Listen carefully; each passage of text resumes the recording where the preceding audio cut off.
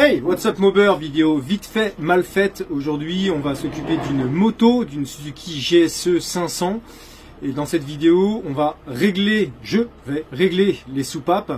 Je vais également débrider la bécane, parce qu'elle est bridée en 34. Si je la débride, elle sera en 46 chevaux, donc toujours OK pour le permis A2.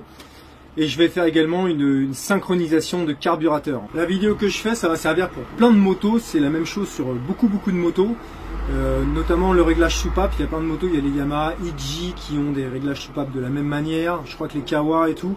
Donc ce que je vais montrer, voilà, ça va servir pour beaucoup de motos, en général du bicylindre, mais également du 4 cylindres, le principe est le même. Je fais tout ça parce qu'en ce moment elle fonctionne mal, elle broute, et puis en démontant les bougies, j'ai vu qu'il y avait une bougie qui était blanche, une bougie qui était noire. Donc avant de tout démonter ou de l'emmener chez un garagiste, je vais essayer de faire le maximum de choses moi-même. Et je vais découvrir des choses parce que ça se fait pas comme sur les autres motos, mais tu vas voir ça. On va commencer par débrider la bécane, ça se passe dans les carburateurs. J'ai pas filmé le démontage, n'importe quel toto est capable de démonter des carburateurs. Tu enlèves les carénages sur le côté, la selle, tu enlèves le réservoir, tu débranches les durites, tu repères bien où vont chaque durite sur le réservoir, ainsi que la durite de dépression par rapport au robinet d'essence. Et ensuite, tu dévisses la boîte à air, puis tu enlèves tes deux carburateurs comme ça, qui sont emmanchés. Enfin, du coup, tu dévisses. C'est très simple à faire, donc tu retires la rampe de carburateur. Voici donc la rampe de carburateur sur beaucoup de bicylindres de ce type. Voilà comment ça se présente. On a deux carburateurs Mikuni de 33, il me semble, je sais plus. Et en fait, le débridage va se faire au niveau du boisseau ainsi que des gicleurs. Donc le débridage de la moto va se faire au niveau des boisseaux. Donc j'ai acheté sur le bon coin des boisseaux débridés, ainsi que des gicleurs principaux qu'il faut remplacer. Il faut augmenter de 5 points, il me semble. On va voir ça ensemble. Donc tu as différents types de carburateurs. Moi, ce que je connais le plus, c'est ceux pour mobilette ou dirt bike en 4 temps. Et ces carburateurs-là fonctionnent avec boisseau, membrane et diaphragme. Je ne me souviens plus exactement des noms, mais voilà. En gros, on va commencer par celui du dessus et tu démontes ce truc-là.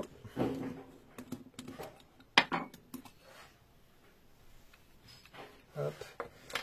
Et qu'est-ce qu'on retrouve au-dessus? On va retrouver une membrane avec membrane, diaphragme et boisseau. Donc sur un boisseau qui est bridé, en fait, c'est exactement la même chose, sauf que tu as un trou ici. Et sur le boisseau débridé, il n'y a pas le trou. Donc tu remplaces, tu remets, merci, au revoir. Une fois que tu as remplacé tes boisseaux, il suffit juste de changer le gicleur principal de ton carbux. Voilà, tu le retournes, tu enlèves la cuve. Et là pour le coup c'est vraiment comme un truc de mobilette. Vérifier l'état des joints également à remplacer, ça coûte pas grand chose. Moi je l'avais fait cette année. Et donc ton gicleur principal est là. Tu dévisses normalement dessus, il me semble que c'est un 117. Il faut mettre un 125 ou un truc dans le genre. Ouais, on verra pas la caméra, mais c'est bien un 117.5. Donc j'en ai commandé deux 125, puis voilà, tu mets le nouveau gicleur, tu refermes tout, merci, au revoir. Je tiens à préciser, je fais cette vidéo, il y a plein de choses que je connais pas, que je découvre en même temps. Enfin du coup je me suis bien renseigné sur internet avant de faire tout ça. Si tu vois que cette vidéo sort, c'est que du coup tout ça a fonctionné, c'est cool. Mais tu vas voir, pour le réglage des soupapes, j'ai jamais vu ça auparavant quoi. Et c'est bien casse-couille. Ensuite, pour régler les soupapes, il suffit d'enlever le cache culbuteur qui a là, du coup, qui est posé ici. Alors c'est simple, au-dessus du cache culbuteur, tu as cette espèce de chose là, le recycleur de gaz.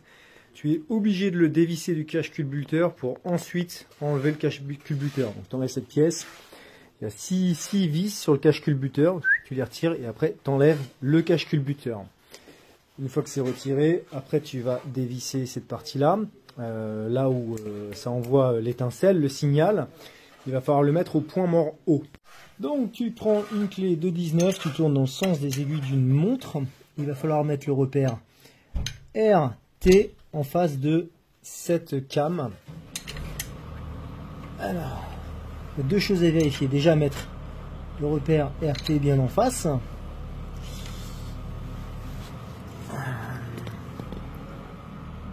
Comme ça. Mais peut-être qu'il va falloir refaire un tour parce que quand tu regardes là-haut, tu as des encoches. Il faut que chaque encoche d'arbre à cames soit l'une en face de l'autre, qui pointe vers l'intérieur. Quand on regarde comme ça, là c'est pas bon. Je vais retourner d'un tour, tu vas comprendre. Forcément il y a les voisins avec leur tracteur. C'est parfait pour la vidéo ça. Je retourne, je refais un tour. Je remets le repère RT.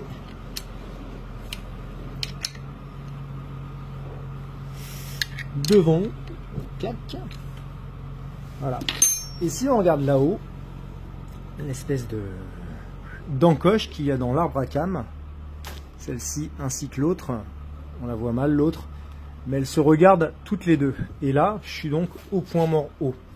Si tu regardes ma came là, elle n'appuie pas sur la soupape, celle-ci n'appuie pas sur la soupape, et celle-ci non plus. Par contre, celle-ci appuie.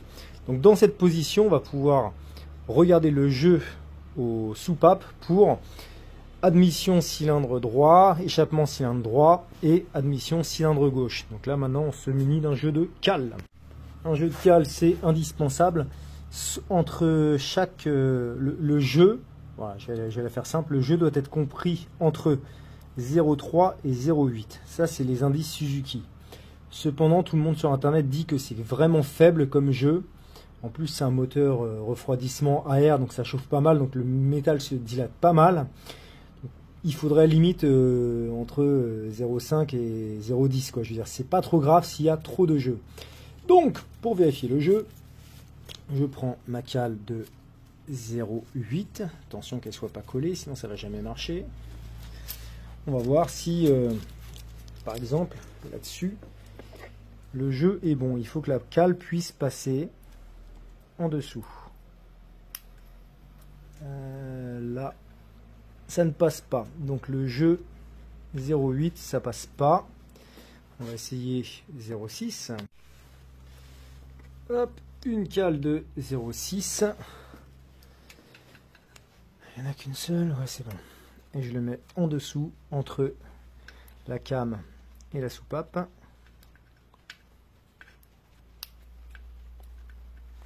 Ça passe pas non plus, on a un petit peu...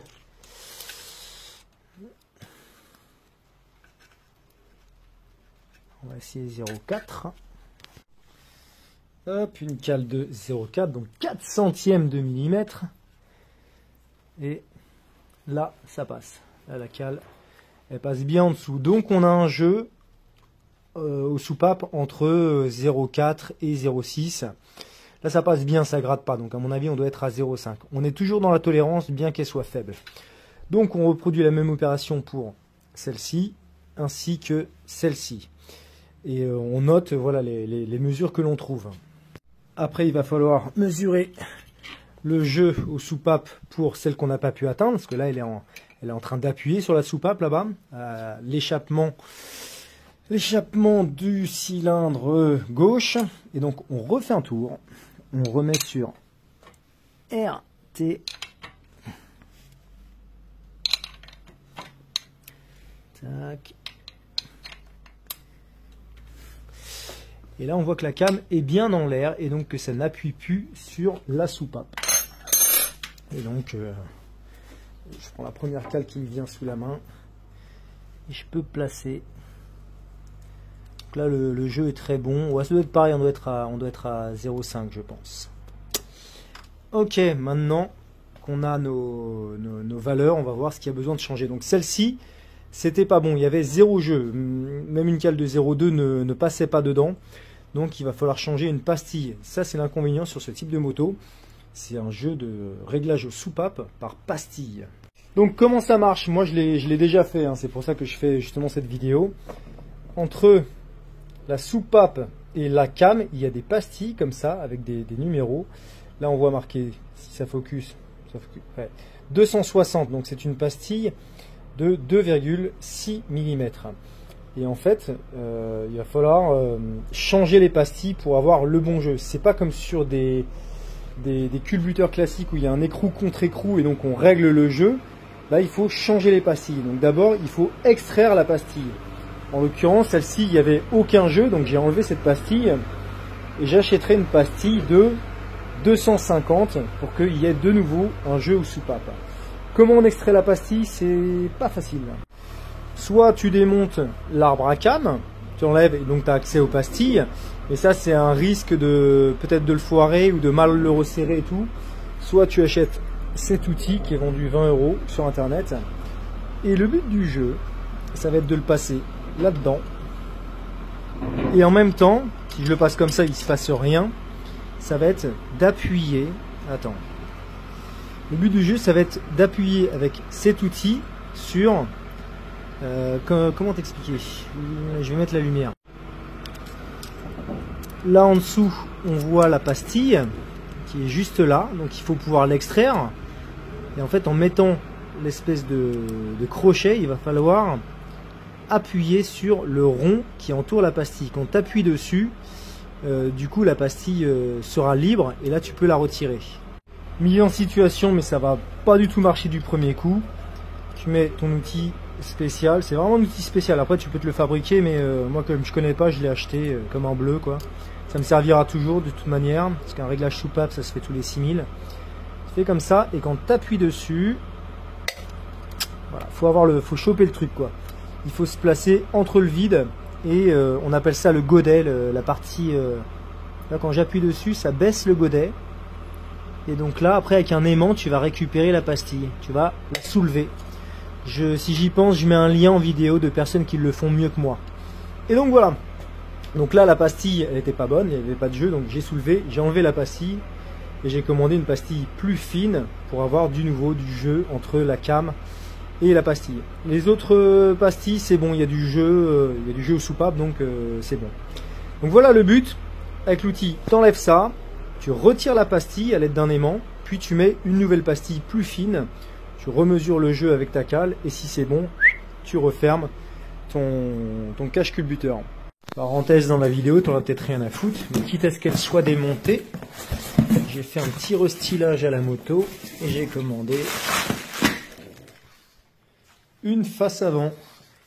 J'aime bien moi le style ancienne années 80 et tu avais les GS 500F Sport avec ça, donc j'ai trouvé ça sur le bon coin, 15 balles, direct je l'ai pris, qui est en plus avec son araignée. Voilà, très content le monsieur, il va falloir le peindre après. Et donc petit restylage de la bécane, peinture, perso j'ai mélangé 3 couleurs. Ce que j'avais fait auparavant, je n'étais pas hyper satisfait, donc j'ai refait ça mieux avec une couleur qui me satisfait plus. Voilà, on s'en bat les couilles, mais ce sera les nouvelles couleurs et la nouvelle bulle de la bécane. Je vais quand même te montrer un exemple, je suis pas un chien. Quand tu réussis à bien mettre le godet, ah oui, surtout pense à mettre un chiffon, parce que si ça part dedans, bah t'es dans la merde. Une fois que tu as réussi à bien placer le machin dans le godet, tu peux soulever la pièce. Et si tu n'as pas d'aimant, tu peux taxer la pince à épiler de madame. Et tenter, merde, là forcément il n'est pas parti. Tenter d'extraire la pièce qui là est passée de l'autre côté. Et évidemment, c'est une galère, hein, c'est une galère sans nom ce truc. Et voilà. On la tient bien fort, faut pas que ça tombe dans le moteur. Et nous avons notre deuxième, tiens, je vais la mettre là pour être sûr de ne pas les mélanger. Donc là-dessus, c'en était une de... Alors c'est bien effacé, mais j'imagine que une de 55, une de 2,55. Donc voilà la diff. Cylindre droit, j'avais une de 2,55, cylindre gauche, une de 2,60. Je pense que je vais toutes les deux les passer en 50, je vais laisser pas mal de marge.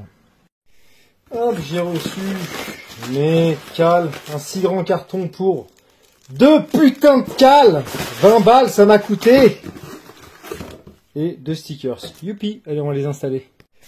La différence est vraiment imperceptible, on parle de 10 centièmes, ça se voit pas quoi, ça se voit quasiment pas. J'installe ça dans le merdier. La procédure qui est toujours la même consiste à appuyer avec avec ça sur le godet. Et ensuite, juste y faire glisser la pièce. Mais c'est une... Surtout celui-ci, là, c'est vraiment une tannée à le mettre.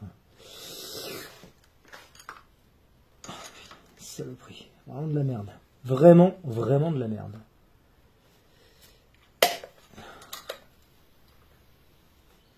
Quelle horreur.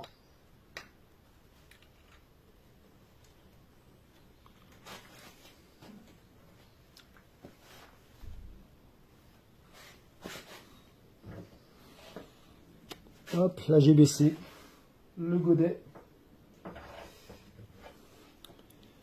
Je mets la pièce côté écriture vers le moteur, comme quand je les ai sortis. Je pense pas que ça change grand chose, mais je vais faire exactement comme c'était. Hop.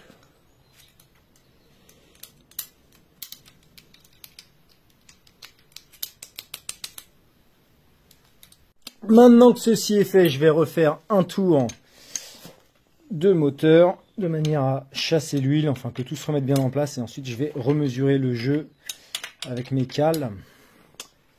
Oh là là, c'est beau, c'est beau, c'est beau. Il a pris la poussière en une semaine, même 2 semaines j'ai envie de te dire, le moteur. Oh, c'est pas grave. Hop, je commence directement avec celle de 8. Voilà, la procédure c'est exactement la même. Ici ça passe nickel, et là où rien ne passait, ça passe toujours pas des masses. Hein. Ça passe pas des masses. C'est pas terrible ça. Donc là ça passe, mais en jeu de 0,6, le 0,7 ne passait pas. Donc on est encore dans les tolérances Suzuki. Mais tu vois, j'ai bien fait de réduire la pastille de 10 centièmes. Et je trouve que c'est pas encore assez. Bah après, je pouvais pas savoir, je peux pas toutes les acheter. Idéalement, il faut acheter vraiment une pastille toute petite. Je crois que tu prends du 230, et comme ça, après avec ton jeu de cale, tu mesures ce qu'il te faut réellement comme pastille. Ce sera pour la prochaine. Bon, voilà, ça c'est réglé, mais le jeu à celui-ci, je le trouve encore trop juste. Allez. Maintenant, les carburateurs, donc hop, je les ai replacés avec les câbles et tout ça. J'ai mis une nourrice pour faire mon réglage, parce que je peux pas faire la synchro s'il y a le réservoir. Et donc, il va falloir jouer sur cette vis pour faire la synchro des carburateurs. En fait, faire la synchro, tout simplement, c'est déterminer l'ouverture des papillons de l'un ou de l'autre. Il faut qu'ils soient ouverts exactement pareil. Pour le faire, soit tu achètes l'outil qui coûte une blinde, soit tu le fabriques comme moi. J'ai pris une durite avec une durite sur une planche de bois. Et en fait, chaque extrémité de tuyau vont aller sur les carbus et ça va mesurer la dépression. Dedans, j'ai mis de l'huile qui remplace du mercure et je vais te montrer. Sur chaque carburateur, tu as ici un orifice, un bouchon que tu enlèves, tu branches ta durite dessus. Donc on va prendre le côté droit qui va sur le carburateur de droit, le côté gauche qui va sur le carburateur de gauche. Tu démarres la moto et tu vois de quel côté l'huile est le plus aspirée. Et en fonction de ça, ça déterminera si quel carburateur envoie le plus. Donc à partir de là, tu règles ta vis, il faut que le niveau reste stable. Et là, dans ce cas-là, la synchro des deux carburateurs sera faite.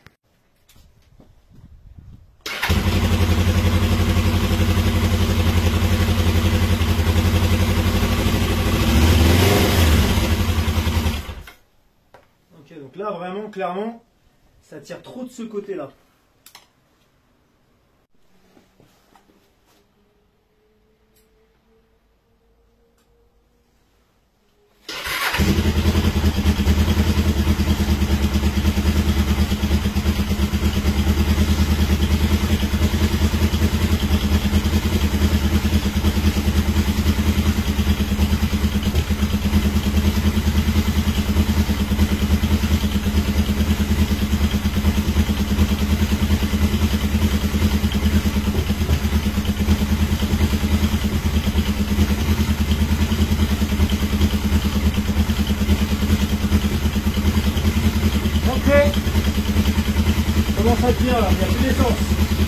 Voilà, c'était pas une vidéo de fou, je suis pas un mécanicien moto, mais il y a certaines choses que tu peux faire chez toi. Voilà, en se renseignant, ça évite d'aller chez le mécanicien et de dépenser une fortune, mais surtout en fait d'attendre, parce que les délais chez les mécanomotos sont généralement assez longs.